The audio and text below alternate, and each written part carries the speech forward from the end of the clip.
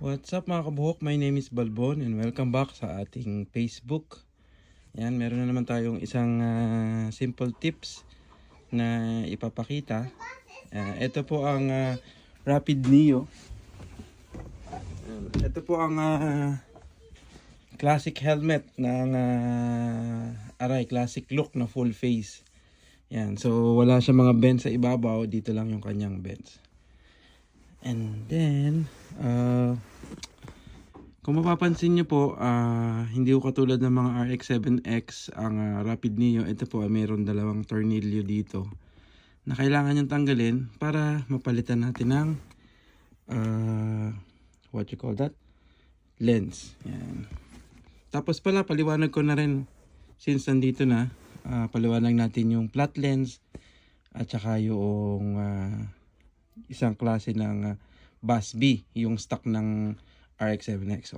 So tara, tanggalin na natin. Marami na akong nabentahan nitong tornilyo na to. Ito kasi plastic lang to, hindi to metal.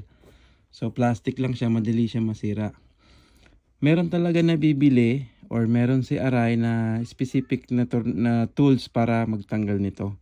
Pero since wala naman tayo niyan, in-anticipate ko na sa Pilipinas, magpapalit kayo ng lens if ever, wag po kayong gagamit ng screwdriver na flat na bakal kasi po nadadamage po yan. Pero okay lang po kung bibili po kayo sa akin, meron po ako niyang binibenta, silver at saka black. Yan, 1,000 po ang bigay ko doon. Pero sa ayaw naman na magpalit or iniingatan nyo yung helmet nyo, gamit lang tayo ng coins. Yan. Huwag nyong masyadong higpitan kasi plastic lang ito, madali masira. So, ang ginagamit ko lang dito ay coins. Yan. So, maingat ko lang siya na tinatanggal ng coins. Yan.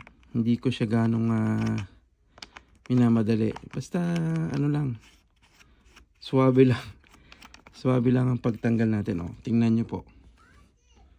Ano lang yan, oh. Plastic lang siya. So, pag talagang ginamitan nyo ng metal, may chance yan na ayaw mag-focus. And may chance yan na masira, magkaroon ng parang defect. So pangit na siya. So ingatan nyo na lang, wag po kayong gagamit ng screwdriver. At hanap po kayo ng screw. If ever wala kayong screw, wala kayong barya na piso, hanap kayo ng mataba na screw kasi para hindi siya magkaroon ng play. Kasi yun yung nakakasira siya masyado matalim. Kaya iba nasisira nila. So yun, ang ginagawa ko,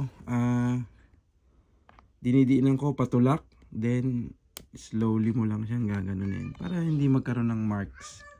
Diba? Yan. Sa mga nakasira, alam na nila yan.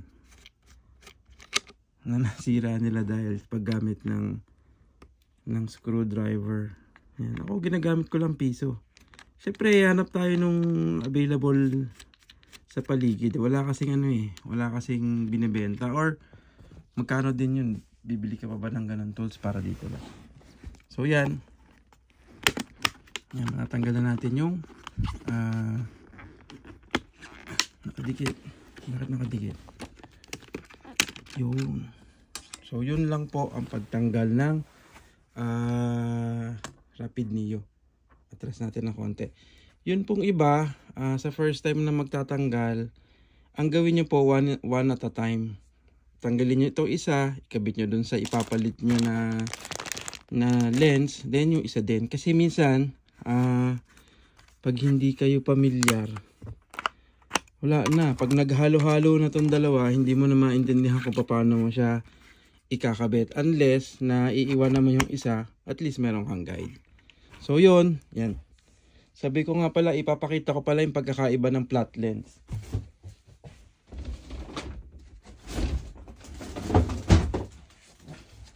So bali dito sa Rapid Neo na to, ang ikakabit natin ay flat lens. Ano ba yung pagkakaiba ng flat lens tsaka yung sa isang klase ng Bass B? Yung flat lens po, yan po yung stock ng Rapid Neo. Kung titingnan nyo po, flat photo, flat. Ang ginagamit po ditong anti-fog ay padikit adhesive type. Ayan. Flat lens po siya. Makikita nyo flat yung surface niya. Yung pong stock naman ng RX7X, yung isa papin lock po. Papin yung kanyang papin yung kanyang anti-fog. Ito naman po yun. Kung mapapansin nyo, meron siyang yan. Itong part na to lubog. Ito nakaangat.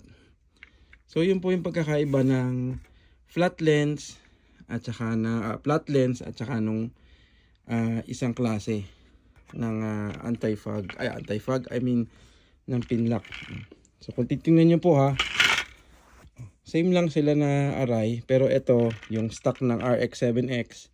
Ito naman yung stock ng Rapid Neo. Ang isa pang pagkakaiba, itong flat lens, nakakabitan po ito ng tear off. Ano po ba yung tear off? Yun po yung kinakabit dito na plastic ng mga nagkakarera na in case madumihan yung kanilang visor, sa halip na punasan, iti-tear off lang po nila yung plastic.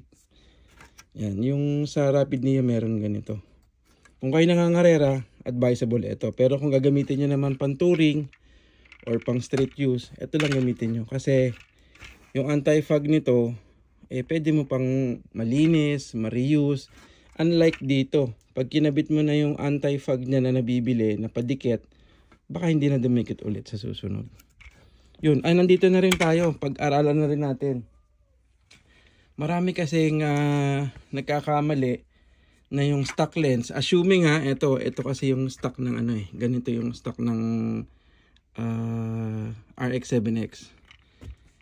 Akala nila pag kinabitan ng anti-fog, pag kinabitan ng Pro Shade, iipapatong lang yung maliit na lens. Saan ba yung ating Pro Shade dito? Yan, akala nila i-wide natin. Yan, akala nila assuming po puti ito ipinapatong lang na ganun. Kasi ganyan yung itsura ng ng Pro Shade Pro Shade system, dalawa siya. Ito pwede mo itaas, pwede mo ibaba. So madaming na gugoyo or madaming hindi nila familiar. Akala nila bibili lang sila ng ganitong maliit, maidadikit na nila sa stock lens nila. Mali po, iba po yung Pro Shade na clear sa Pro Shade na iba po yung clear na Pro Shade sa stock na mga lens. Tingnan nyo po. Tatanggalin ko Yan. Magkaiba po sila. Ito pong Pro Shade ng clear, meron siyang ganitong mechanism. Naka-screw po yan dyan. Naka-screw po yan dyan. So, hindi ho basta bibili lang kayo ng maliit na ganito, makakapag Pro Shade na po kayo. Kailangan nyo po bumili ng Pro Shade talaga. Meron kayong existing na ganito, yan, bili na lang kayo ng ganito mga kulay or ibang mga iridium lens. Kasi ano yan may blue, may nabibili naman na smoke, meron siyang red, at saka asan na ba isa? Ba't wala yung silver? Ito pala. Sorry. Yan yung silver. So, yun yung mga kulay ng Pro Shade. So, yun, tackle na natin yung flat lens, pagkakaiba ng flat lens, tsaka sa isang Bass B. Ito 2D yata to. Tawag nila. Ito yung parang may uka, pang RX7X. So, na-distinguish na natin. Iba din ng clear lens ng Pro Shade. Yan. So, balik tayo dito sa ating main topic, yung pagpapalit ng Pro Shade, ng pin lock. Ano ba? Pagpapalit ng lens ng Rapid Neo. So yon, ang ginagagawin ko, one at a time lang. So tinanggal ko yung right side nitong lens. So yun muna ikakabit ko. Ang inuuna ko dyan, eto, tatandaan nyo yung gold. Yung gold na yan ay nasa loob. So pasok ko muna yung isa. Yan, tandaan nyo lang yung gold Etong gold, tapos shoot mo siya doon. Pag tiningnan mo, nakapasok siya doon. Yan, pasok doon. Tapos ito, hulaan mo na lang. Pag hindi tama, sa kabilang side. Pero yan meron niyang meron niyang kinakapitan dito. Yan. So, kapit sa taas. Lock na ganyan. May nalalak dito sa part na to. Tsaka sa bandang baba. Yan. Okay, naka-isang side na tayo. Tanggalin ko din itong isa. Okay. So, itong isa. Ay, naku po, nahulog ang cellphone. Yan. Itong isa. Kabit natin sa loob. Yan. Yan. Ito yung isa pang guide. Ipapasok yan sa loob eh. Yan. Tapos ito sa dulo. So, pasok sa loob. Ikakawit. Yan. Saan ba yun? Sa ibabaw. Ay, naku po. Yan. Tapos ako, hindi naman siguro technique o diskarte lang. Ang ginagawa ko dito, pag kinakabit ko siya, pabalik.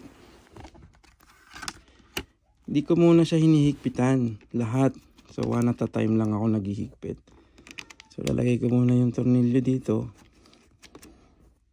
Ay, haba na ng video natin, 11 minutes. Sana, sabagay, mapapanood naman nyo to. Educational. Yan. So, nilagay ko muna yung tornilyo. Hindi ko muna siya hihigpitan. May ginagawa kasi ako dito ng technique. Ewan ko lang kung yung iba ganun din ang ginagawa. So, maluwag muna. Hindi ko muna siya hihigpitan. Yan. Para ma-adjust ko siya. Yun. Yan. Hand tight lang muna. Hand tight. Pagkatapos ko malagay yung 4 na tornilyo, ang ginagawa ko dito, ay masyado malapit. Yan, binubukas ko na siya.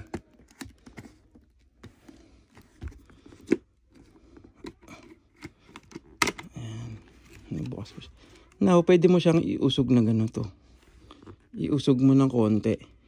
Sobrahan mo ng usog kasi para pag binaba mo yung lens, masikip siya lapat. Kasi pag hindi mo alam, hinigpitan mo agad siya ng nakaganito, hindi mo na siya maa-atras. Where in fact, na kung i-atras mo na siya ngayon ng konti, i-offset mo siya. Higpit lang konti ha. Ingatan nyo lang para hindi masira. So, nag-offset ako ng konti. Kabila, mag-offset din ako ng konti. Yan, offset ako ng konti. Dire-diretso yung video, wala na editan to. So yan, basta i-offset nyo lang ng konti para in case na ibababa nyo to, something wrong. Yun. Yan. Naibaba ko na siya. Diba naka-atras ako ng konti dito. Nung binaba ko yung salamin, mangyayari, mababatak siya ng konti. At least may laban. Meaning, yung nandito na seal ay masikip na. So, tsaka ko siya hihigpitan. Unti-unti lang higpit. Tapos, pag hihigpitan nyo na, para hindi magkaroon ng tama yung tornilyo, idiin nyo, tulak nyo, push, tapos konting higpit. Tulak, higpit konti. Tulak, higpit konti. Tulak, higpit konti. Yan. Tama na yun, hindi nyo naman kailangan na masyadong mahigpit eh. So, tulak, higpit konti. Tulak, higpit konti. So, yun na. Nakabit na natin. Ano pa ba? Silicone. Madami nagtatanong para saan daw yung silicone. Masikip. Ano nangyari?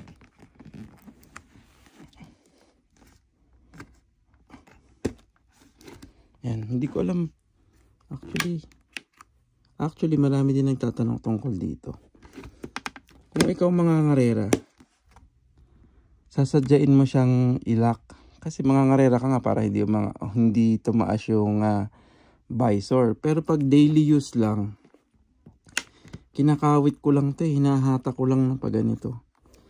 Yan. Nakalock siya pero partially, hindi siya totally lock. Pero kung gusto mo secure talaga, yung secure talaga, sasadyain mo talaga siya itulak. Yan. So yun. Saan ba yung pag-aaralan natin?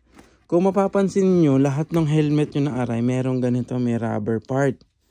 Yan. Ito sa client ko lang natutunan. Or akala ko para dun talaga. Pero sinabi sa akin ng client. Yan, shoutout dun sa boss natin. Itong rubber na to, ito yung kumukontak sa lens. So time to time, nagiging siyang matigas. Pag ito tumigas, mahihirapan na kayong buksan yung lens nyo. So para hindi tumigas yung rubber part na yon, gamitan nyo nito ng silicone. Kuha kayo ng cotton buds, punasan nyo ng konti dito para maging ano siya, mag-moisture sila ulit. Tapos hindi lang doon sa mga moving parts dito ng helmet, pwede nyo patakan ng isang patak, parang lubricant. So yun talaga yung function nito para dito. Ayan. Pero pwede nyo rin gamitin dito. Yun, maraming salamat mga kabuho. Kung meron po kayong kailangan, DM lang po kayo. At baka mahanapan ko kayo, matulungan ko kayo. Maraming nagtatanong, tawag rito. Yun, natutulungan ko naman sila. Yung mga parts na hindi mo naman kailangan bilhin, ba't bibili ka? Yun lang. Gusto ko lang sabihin na kung meron po kayong kailangan, PM lang po kayo. Ride safe. Peace out.